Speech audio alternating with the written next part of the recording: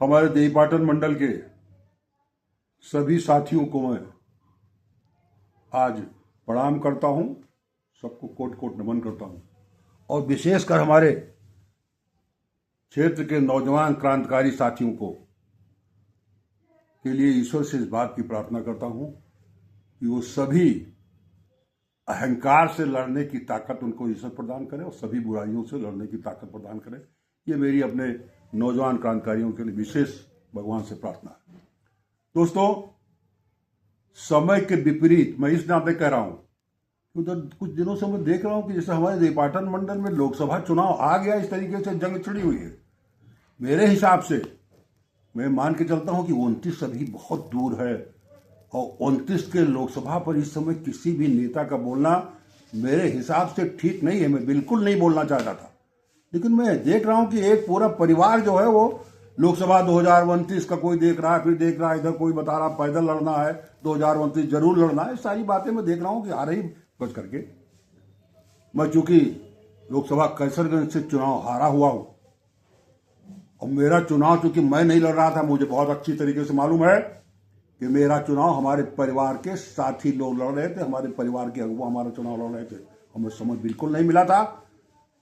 तो चुनाव चूंकि हमारे साथी लड़ रहे थे और चुनाव में हारा हूं, तो हमारे साथियों द्वारा लड़ी हुई हार को मैं सर माथे पर रख करके स्वीकार करता हूं।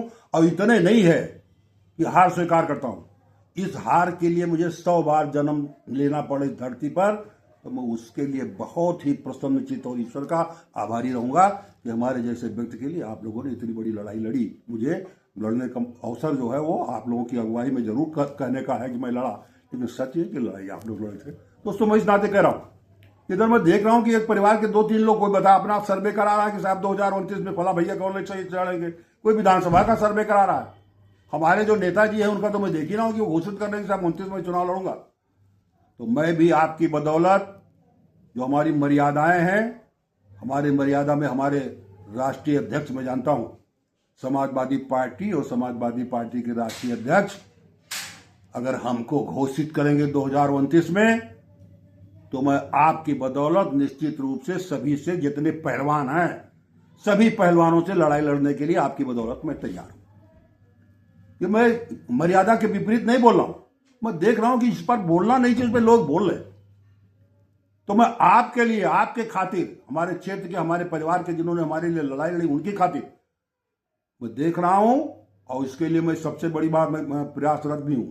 जो हमारे क्षेत्र की जो समस्याएं हैं उसके लिए हमको लड़ाई लड़ता हुआ कोई नहीं दिख रहा है। आपको दिखता होगा तो कमेंट करके जरूर बताइएगा, लेकिन मैं लड़ाई लड़ रहा हूं।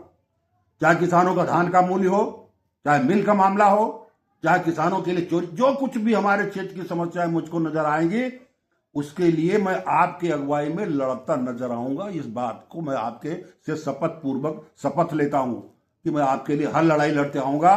और मुझे आपके श्रेय से मैं आपकी जो प्यार मिला है उसी नाते मैं अपने मंडल की, अपने क्षेत्र के बीच में अपनी उपस्थिति हर समय आपकी लड़ाई के लिए दर्ज करा रहा हूं और 29 तक कराता रहूंगा।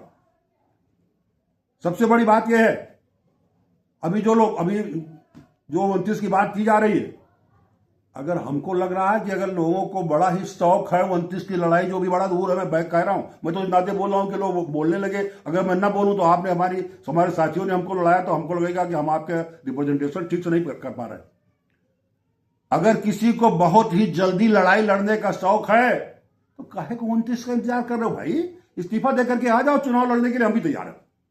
अपने राष्ट्रीय अध्यक्ष की बदौलत तैयार हैं और आप लोगों की बदौलत तैयार है।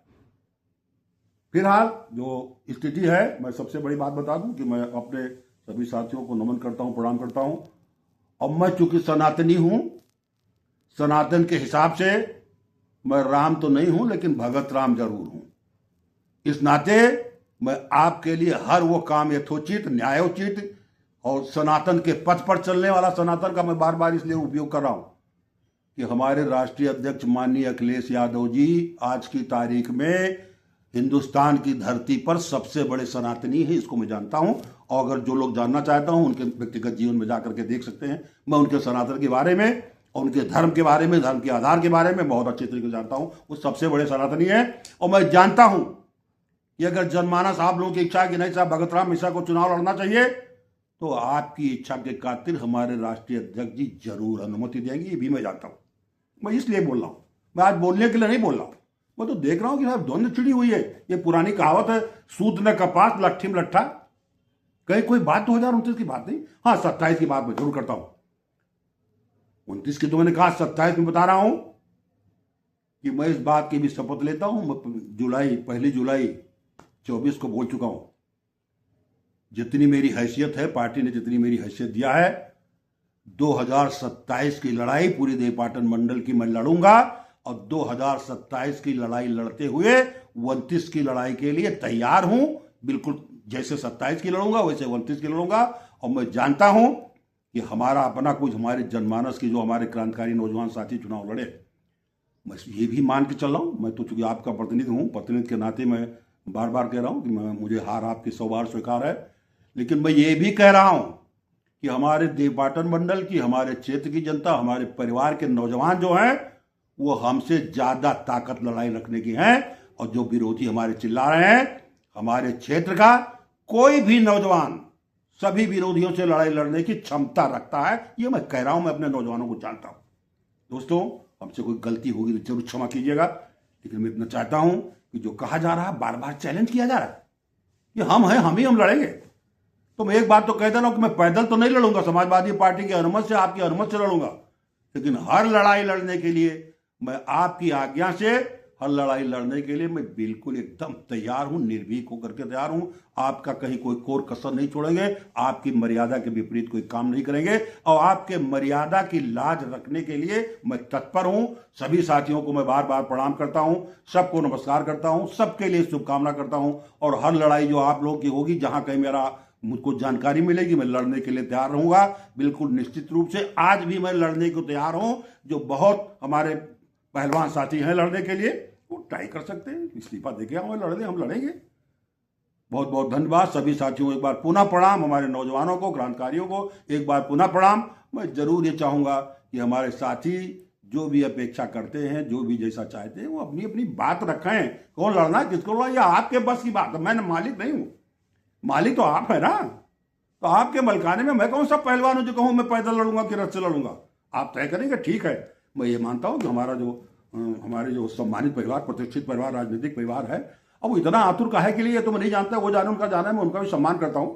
लेकिन मैं लड़ने, सम्मान सहित मैं हर चैलेंज को स्वीकार करते हुए लड़ने के लिए आप जो है हर आह्वान को मैं स्वीकार देता हूं, तैयार हूं। आपको बार बार प्रणाम, सभी साथियों को धन्यवाद, सबका आह्वान। और हमको जितना चाहें, जैसे चाहें, मैं आपके साथ, आपके परिवार में, अपने परिवार में खड़ा हूं। हमारा परिवार बहुत बड़ा है, बहुत बड़ा है। और हमारा परिवार इतनी मोहब्बत करता है हमको कि मैं उसके लिए बता तो चुका हूँ, उसके लिए हमारे पास शब्द नहीं है। और मैं पूरा, मेरा परिवार है, मेरा चुनाव लड़ा, तो हमको लड़ने के लिए क्या है। हमारा परिवार तो मैं जानता हूँ कि बता मजबूती से हमारा परिवार लड़ा है। और हमारे परिवार को आज के मन में, उनके दिल में मसोस है, उनके दिल में पीड़ा। मैं नहीं कह रहा हूं, मैं अपने परिवार की बात सुन रहा हूं। वो कह रहे हैं कि हम लोग अपनी लड़ाई नहीं लड़ पाए, तो मैं बौद्ध में एकदम ठीक है। अपने परिवार को प्रणाम करते हुए, सभी का आदर करते हुए, सब हर परिस्थितियों का, अपने पार्टी का, अपने पार्टी के नेता का। और सबसे बड़ी बात है, हम तो माननीय राष्ट्रीय अध्यक्ष जी को मुख्यमंत्री बना करके 29 में लड़ाई लड़ना चाहते हैं। हमने कोई अगर इस्तीफा दे देगा भाई तो जरूर लड़ लेंगे। लेकिन मैं पहले जो है वो अपने माननीय राष्ट्रीय अध्यक्ष जी को मुख्यमंत्री बना करने की जिम्मेदारी में जो हमारा गिलहरी का सहयोग होगा मैं करूंगा। आप सभी से आह्वान करूंगा। प्रणाम, बहुत बहुत धन्यवाद।